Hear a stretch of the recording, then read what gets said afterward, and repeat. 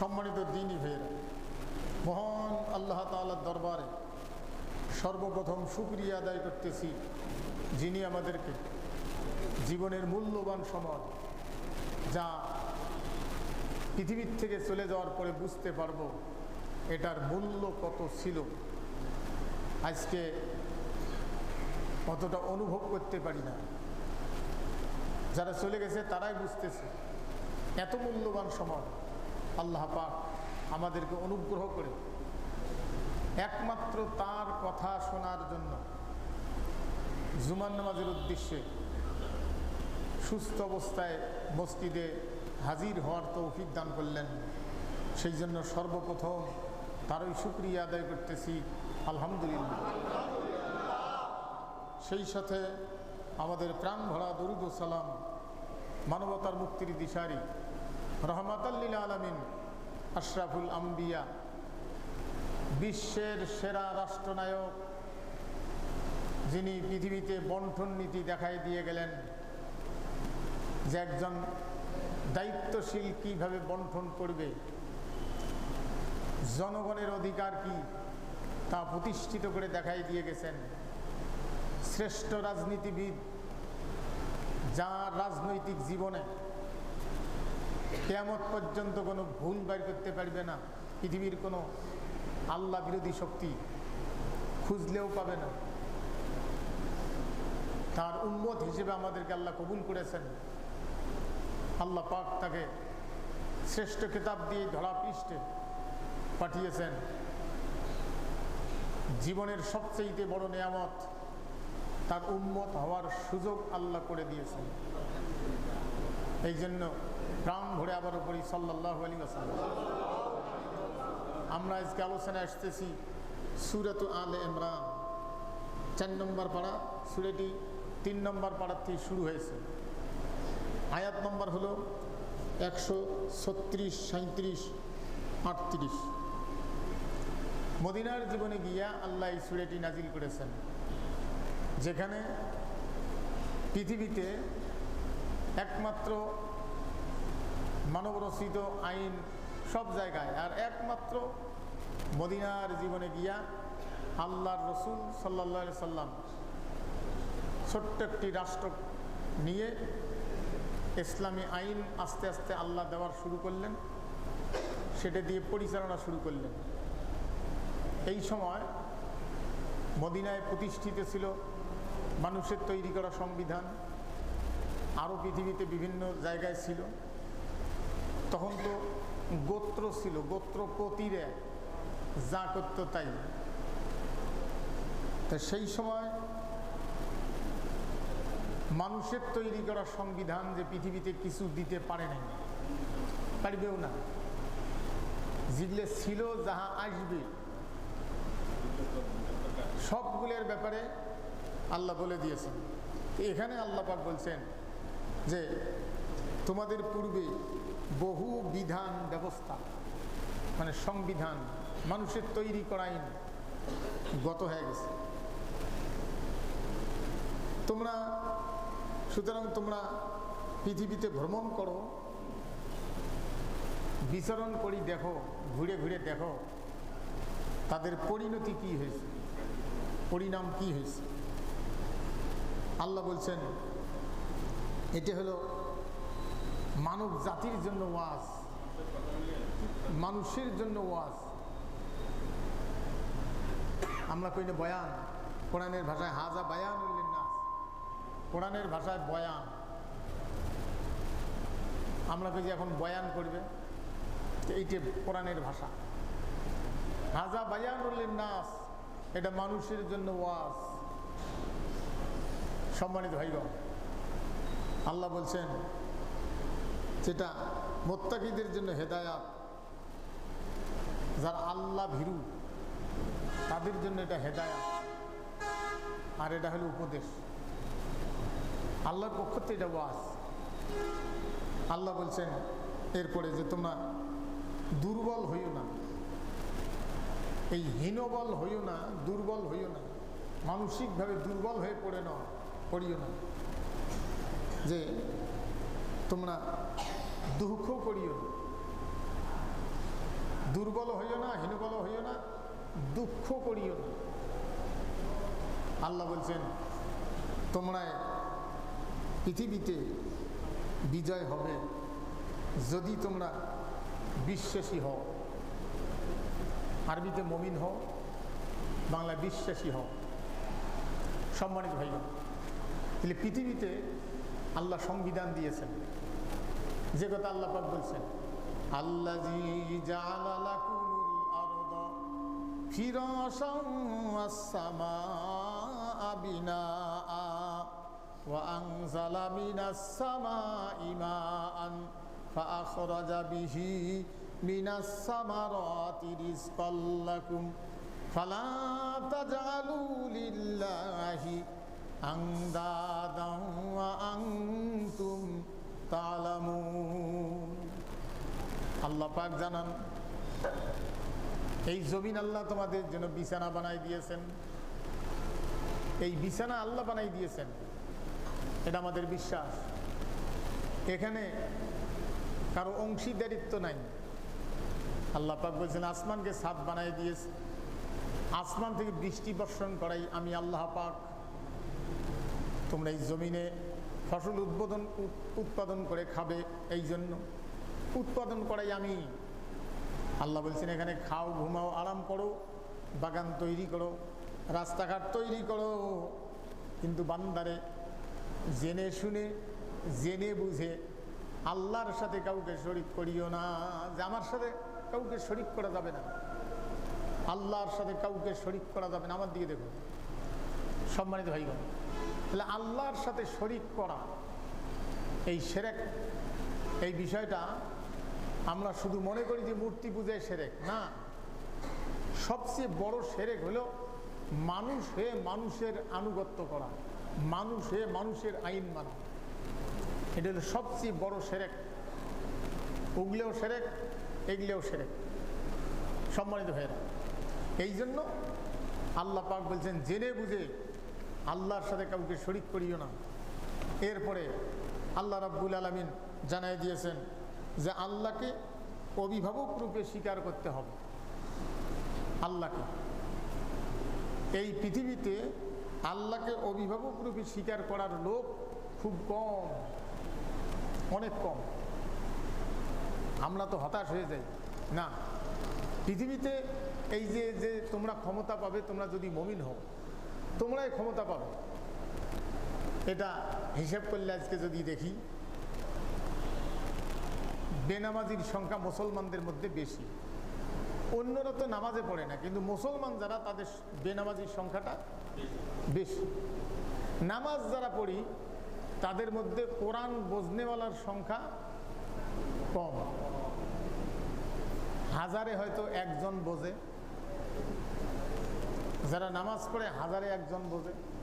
আমরা মনে করি ছোটবেলায় গেলে মাদ্রাসা পড়ি নেই, কিছু নেই, এই জন্য। আরে ছোটবেলায় মাদ্রাসা পড়িয়ে বুঝতে হবে?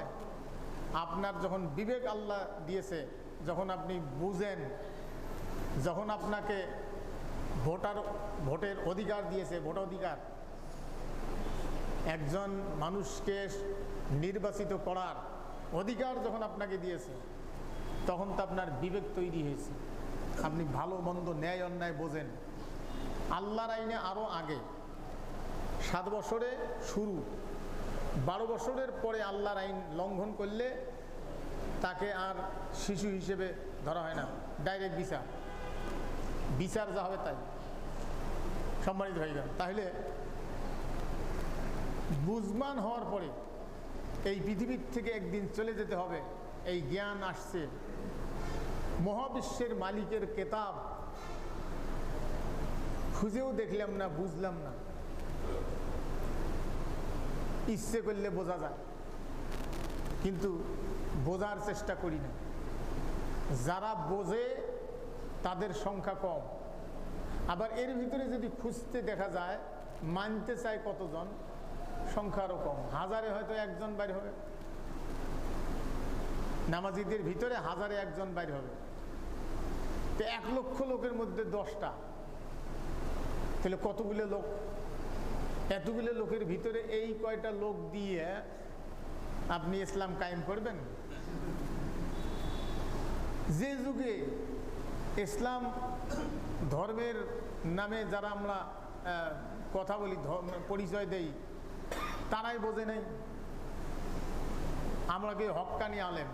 হক্কানি আলেম এটা তো আরবি শব্দ, বাংলা করেন সত্যের জ্ঞানী। হক্কানি আলেমটা হলো, হক শব্দের অর্থ সত্য, আলেম মানে জ্ঞানী। এক কথায় সত্যের জ্ঞান যার কাছে আছে। সত্যের জ্ঞান কতজনের কাছে আছে? সত্যের জ্ঞান যাদের কাছে আসছিল, যাদের কাছে ছিল, যারা পেয়েছে, নবী রাসূলগণ পেয়েছেন, তাদের অনুসরণ যারা করেছে, সত্যের জ্ঞান। হক্কানি আলেম শব্দের অর্থ হলো সত্যের জ্ঞান। তাহলে সত্যের জ্ঞান কয়জনের আছে? সত্যের জ্ঞান যাদের আছে, এই লোকগুলোর শত্রু অনেক টুপিওয়ালা, দাড়িওয়ালা, নামাজি। সত্যের জ্ঞান যাদের কাছে আছে। সম্মানিত ভাইজান, আরো কেন শত্রু? দীর্ঘদিন থেকে এক পথে ধরেন আর কি আপনার শত্রুতে করতেছে, এ পথটা কেউ জানে না। চোর যে ধরে তার চাইতেও বেশি শত্রু হলো চোর কখন আসবে, এই কোন রাস্তা দিয়ে আসবে, এই ইনফরমেশন যে লোকটা দেয়, এই লোকটা চোর যার কাছে ধরা পড়ে তার চাইতেও চোরের কাছে এই ইনফরমেশন দেওয়ার লোকটা কি বলেন বেশি শত্রু। হ্যাঁ, মানুষ বিদেশি চাপে, ইসলাম বিদ্বেষী কাফের বেঈমানদের চাপে ইসলাম যে জীবন ব্যবস্থা, এটার যে বিচার নীতি আছে, এটার যে অর্থনীতি আছে, এর যে সমাজনীতি আছে, এর যে পররাষ্ট্র নীতি আছে, স্বরাষ্ট্র নীতি আছে, এতে যে নেতা নির্বাচনের কথা আছে, আনুগত্য করবেন কার, সেটা এখানে আছে। এই বিষয়গুলি যে লোকটা বলি দিছে সেই লোকটার শত্রু বেশি না পরে যারা বুঝছে তার শত্রু বেশি? প্রথম যে লোকটা বুঝাইছে, যাই দেখাইছে যে এই দিক দিয়ে চোর আসে, ওই লোকটাই চোর, এই লোকটারই তো শত্রু বেশি। বুঝেন নাই? এই ভারত উপমহাদেশে ইসলাম যে রাজনৈতিক জীবন, এটা ভুলে গেছে। একটা লোক এই যে আবার খুগড়ি, আল্লাহর রহমতে ওই চেষ্টা করি খুগড়ি বাইর করে দিছে, সেই জন্য এই লোকটার মহাশত্রু বেশিরভাগ মৌলবি। আমি এটা এসছেই যে ক্লিয়ার বলতে পারবো না। সম্মানিত ভাইগণ, হয় বোঝেন না না বোঝেন। সম্মানিত ভাইরা, তা রাসূল সাল্লাল্লাহু আলাইহি ওয়াসাল্লাম পৃথিবীতে যখন আসলেন 570 বৎসর, এই সময়টাকে জাহিলিয়াতের যুগ বলা হয়। আপনারা জানেন, শিক্ষিত লোক, জাজিরাতুল আরব মানে জাহিলিয়াতের যুগ, অন্ধকারের যুগ, যে যুগে কোনো বিচার ছিল না, যে যুগে কোনো আইন আদালত ছিল না, সেইখানে আসিয়ে একমাত্র আল্লাহর দিনের ডাক দেওয়া, এটা কম ব্যাপার না। সম্মানিত ভাইগণ, রাসূল সাল্লাল্লাহু আলাইহি সাল্লাম প্রথম যে দাওয়াত দিলেন তার স্ত্রীকে, প্রথম মুসলমান একজন মহিলা, এবং তিনি তার স্ত্রী সহধর্মিণী উম্মত জননী শোনার সঙ্গে সঙ্গে কবুল করলেন তার দাওয়াত। তার দাওয়াতটা কি ছিল? ওয়ালাকাদ বাআসনা ফি কুল্লি উম্মাতির রাসূলান আন ইবুদুল্লাহা ওয়াজতানিবুত তাগুত। এটা সমস্ত নবীদের দাওয়াত। আল্লাহ পাক বলছেন, এমন কোন জাতি নাই যাদের কাছে আমি নবী রাসূল পাঠাই নাই। এমন কোন জাতি নাই যাদের কাছে নবী রাসূল পাঠানো হয় না। নবীগণ এসে দাওয়াত দিয়েছেন, আনি ইবুদুল্লাহ, দাসত্ব করো আল্লাহর, হুকুম মানো আল্লাহর, আইন মানো আল্লাহর, সংবিধান মানো আল্লাহর, আল্লাহর আইন দ্বারা বিচার করো, আল্লাহর আইন দ্বারা বন্টন করো, আল্লাহর আইন দ্বারা পারিবারিক জীবনে, ব্যক্তি জীবনে, পারিবারিক জীবনে, সামাজিক জীবনে, রাষ্ট্রীয় জীবনে চলো। আনি ইবুদুল্লাহ, আল্লাহর আইন দ্বারা অফিস আদালত চালাও, আনিউবুদুল্লাহ। কিয়ামত পর্যন্ত একটা শব্দের ব্যাখ্যা করলেও শেষ হবে না, আনিউবুদুল্লাহ। এইটার ব্যাখ্যাটা আমরা বুঝি না। আনিউবুদুল্লাহ, এই লোকগুলো যারা আল্লাহর দাসত্ব যারা করে গেছে, চেষ্টা করেছে, এই লোকগুলি হলো কিয়ামতের দিন নাজাত পাওয়ার সম্ভাবনা আছে। সুবহানাল্লাহ বলবেন, আনিউবুদুল্লাহ। এটা কঠিন ব্যাপার। আমরা তো মুসলমানই পরিচয় দেই, এক একজন নেতা লেখে গরিবের খেদমত করার সুযোগ দিন, গরিবের খেদমত করার সুযোগ দিন, না তোরে 2-4টে বিল্ডিং বানার সুযোগ দিন। হ্যাঁ, বর্তমান আমাদের যে ইমান না, হঠাৎ করে কেউ যদি 2 কোটি টাকা আনি দেয়, যেটা অমুক অমুককে দিবা, এতগুলো একটা স্লিপও দিছে, নামের তালিকাও দিছে, 2 কোটি টাকাও দিছে। এই টাকা বন্টন করতে গিয়ে ওর ইমান কি যে অবস্থা হবে, হয়তো ফট করে মানুষ 1 লাখ টাকা কাকু দিতে গিয়ে হাটে টাকা মরে যাবে, বুঝছেন না? এইখানেই তো ইমান। হ্যাঁ, ইমান রক্ষা করবেন কোন জায়গায়?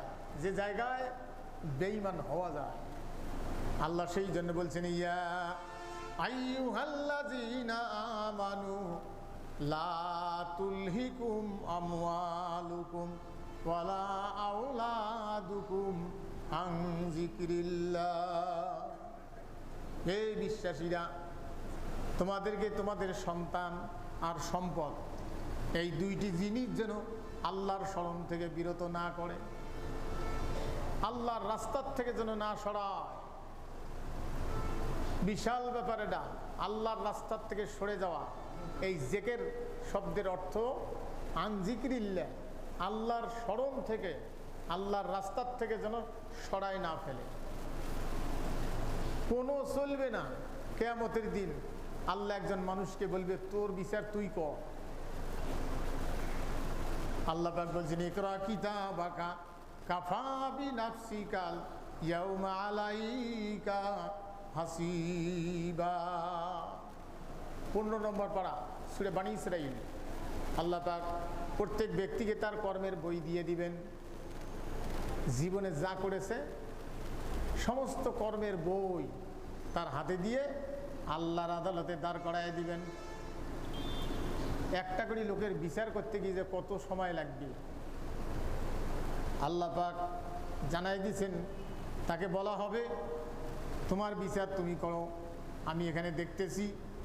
তোমার ডায়েরি তুমি খুলিয়ে তুমি যে কর্মগুলি করছো, এগুলো ভালোটা ভালো জায়গায় দাও, খারাপটা খারাপ জায়গায় দাও।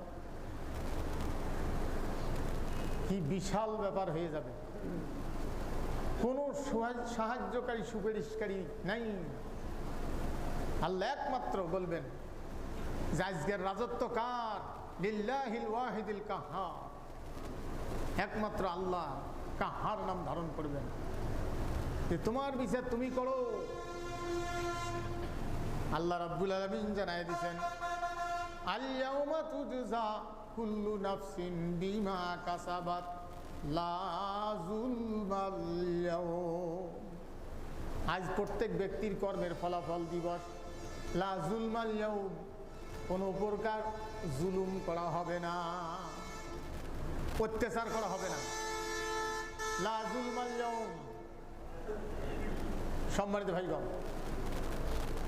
মানুষের জ্ঞান থাকলে তো হয়তো এটা তো এরকম হবেই, কিন্তু গত কাল না পরশুদিন মাগরিবের নামাজ হচ্ছে, এমন টাইমে মাইকিং করে করে যাচ্ছে, যে মাইকিং করতেছে সেও মুসলমান, নামাজ চলতেছে, মাইকিং করে করে যাচ্ছে। এখানে যে হরেনটা আপাতত শুক্রবার টাইমটা হয়েছে, এর বোধগম্য তো থাকা লাগবে। এই জন্য খ্রিস্টানেরা চাইছে এমন মুসলমান বানাইতে হবে, এরা যেন নামকা বাস্তে মুসলমান হয়, আর এরা যেন আল্লাহর আইন মানুষের আইন কিছু না বোঝে, আমাদের জন্য 5 আটা গোলাম হয়ে যায়। তাই হয়েছে। আমরা গতদিন আলোচনায় ছিলাম যে খুব কায়দা করি, হেকমতে, খুব বুদ্ধি করে ভিক্ষের ঝোলাটা ইসলামের ঘাড়ত দিছি। ভিক্ষে করা এমন কোনো মসজিদ নাই যেখানে দান বাক্স নাই। দান বাক্স যারা রাখছে এদের যে কি হবে আখেরাতে। বলতে পারেন হুজুর আমার এখানেও আছে, আমার এখানেও আছে, আমি তো আর কর্তৃপক্ষ না, নামাজ পড়াই, এই পড়া লাগে তা পড়ি। সম্মানিত ভাইগণ, এইগুলোও তো চলে গেছে বাতিলের দখলে। মসজিদগুলি ইমানদারদের দখলে নাই, মসজিদগুলি চলে গেছে হ্যাঁ বাতিলের দখলে। কারণ কারা এটা রক্ষণাবেক্ষণ করবে? আল্লাহ এই কথা বলতে গিয়া এই এই এই এই ঘরের রক্ষণাবেক্ষণ কারা করবে এই কথাগুলি আলোচনা করতে গিয়া, আরও কিছু বিষয় আলোচনা করতে গিয়া আল্লাহ রাগের ঠেলায় একটা সূরের সামনে বিসমিল্লাহ দেন নাই। কোন সূরে? সম্মানিত ভাইগণ, মসজিদের দায়িত্বশীল যারা হবে, ইন্নামা ইয়ামুরু মাসাজিদাল্লাহি মান আমানা বিল্লাহ, এরা হয়তো হবে ইমানদার। এমন বলতে ইমানদার তো আছে, এগুলি ইমান, এগুলি কি ইমানদার ক? হ্যাঁ, আমি একদিন কোনো এক ডিস্ট্রিক্টে মাহফিলে গিয়ে মাগরিব পড়ে একটু খেয়ে আরাম করতেছি, তো ওখানে ওই বিছনাতাসী নেতারা বসে গেল। ওদেরকে আগেই বলছি যে আরামের ব্যাঘাত যেন না ঘটে, কারণ প্রত্যেক রাত্রে জাগা লাগে সেই সময়, শীতের সময়। তো ওগুলো মানে নেতারা বসে গেল, আমি একটা ওয়ালের মধ্যে চাপি শুই, তা ওদের জায়গা হয় না। আমি একটু ঘুম ধরতেছে না, কিন্তু ঘুমের চেষ্টা করতেছি। ওটি অত কথা। ইউনিয়ন লেভেলের একজন সভাপতি, জেলা নেতৃবৃন্দ আসছে দুই একজন, তো তাকে বলতেছে যে আমাকে যে এই বিধুয়া ভাতার 16টা কার্ড দিছেন, মানে 16টা কার্ড ওই বিধুয়ার নামে তুলি খায়। সুবহানাল্লাহ বলবেন না? বলতে পারেন যে হুজুর এগুলি কি খোদবার কথা, জুম্মের নামাজের, আর এইটাই তো খোদবা। তা কইলে 16টা কার্ড দিয়ে আমার হয় না, আমার একটু বেশি লাগিল হয়। তাহলে 16টা বিধুয়ার কার্ড উই তুলি খায়। উই হয়েছে ইউনিয়ন সভাপতি, তাহলে জেলা সভাপতি আরো কত খায়? কি বদের বদ এগুলো, এগুলো ইমানদার। হায় রে দুনিয়া! সম্মানিত ভাইগণ, আল্লাহ বলছেন যে আজকে প্রত্যেকটা ব্যক্তির কর্মের ফলাফল দিবস, কোনো জুলুম করা হবে না। লা জুলমাল ইয়াউম। আলোচনায় ছিলাম যে মান আমানা বিল্লাহ, ইমান থাকতে হবে। ইমানদার কারে কর? ইমানদারের ব্যক্তি জীবনে খোঁজ করলেও অনিয়ম পাওয়া যায় না। থাকতে পারে অনিয়ম, কিন্তু দায়িত্ব পালনে কোনো অনিয়ম নাই।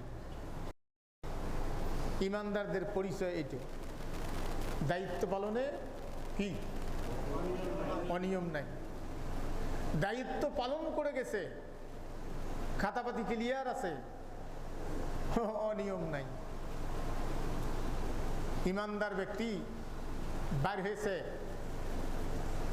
রাষ্ট্রীয় দায়িত্বে যাবে, পথের মধ্যে গিয়া সেখানে আবার খবর আসছে যাওয়া লাগবে না, ফিরে আসেন। তো যে কয় কিলো গেছে, যাওয়া এসে যেটুক তেল সেইটুক নিয়ে বাকিটা ড্রাইভারক কেছে রাষ্ট্রীয় কোষাগারে জমা দিয়ে আসুন। ইমানের পরিচয়। সম্মানিত ভাইগণ, দায়িত্ব পালনে তাদের জীবনের কোনো পুঙ্খানুপুঙ্খানু চেষ্টা করিয়েও খাতাপাতির কোনো অনিয়ম নাই। আর অন্যায়ভাবে জীবন দিতে গিয়েও জীবনের ভিক্ষা কোনো মানুষের কাছে চাইল না, কারণ জীবনের মালিক তো মানুষ না, কাজেই তার কাছে কেমন ভিক্ষা চা? জীবনের ভিক্ষাটা যদি খালি চায় তাতে কিন্তু ইমান যায়। আপনার সন্তানকে আপনি যখন মহব্বত করেন, একজন ফকিরও তার সন্তানকে মহব্বত করে, আমি আমার সন্তানকে মহব্বত করি, সকলেই সকলের সন্তানকে মহব্বত করে। স্ত্রী, বাড়ি ঘর সব মায়া ত্যাগ করে শুধু আল্লাহর সাথে সম্পর্ক রেখে যেন দুনিয়ার থেকে বিদায় নিতে পারি, এই চিন্তা চেতনা এর নাম ইমান। ইমান সহজ জিনিস না। দায়িত্ব পালন করতে গিয়া সম্মানিত ভাইগণ, মান আমানা বিল্লাহ ওয়াল ইয়াউমিল আখির, আখেরাতের উপরে বিশ্বাস, মানে আখেরাতে যে হিসাব দিতে হবে, ওই যে আল্লাহ খাতা ধরি দাঁড় করে রাখবেন। বলো তুমি পড়ো আর ভাগ পাল্লার দাও। ওয়াল ইয়াউমিল আখির, যেখানে হিসাব করতে গিয়া জাররা পরিমাণ বাদ যাবে না। ভালো মন্দ 40,000 বৎসর পর্যন্ত নিজে কাল্লা উঁচু করে নিজের বিচারে সিরিয়াল আসা পর্যন্ত এটা দেখতেই থাকবে। কোন দিন আজকের তারিখে কি করা হয়েছে, ফির এই বছরের আজকের তারিখ ঘুরিয়ে এসছে কি করা হয়েছে, এগুলো খালি ভিডিও ঘুরবে। মা ইয়ালফিজু মিন কাউলিন ইল্লা লাদাইহি রাকিবুন আতীদ। প্রত্যেকটা ব্যক্তির কর্ম হেফাজত করার দায়িত্ব, মানে ব্যবস্থা করার পর আল্লাহ মানুষকে দুনিয়ায় ছেড়ে দিয়েছেন। যাবেন কই?